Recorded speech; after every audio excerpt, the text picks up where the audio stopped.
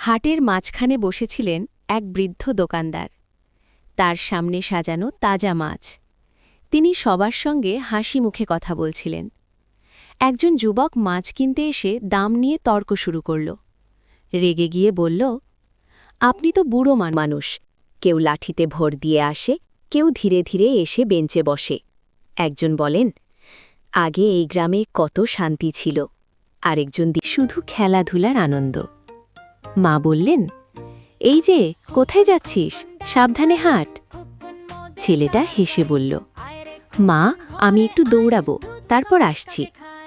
মায়ের চোখে ভরসা আর চিন্তা একসাথে।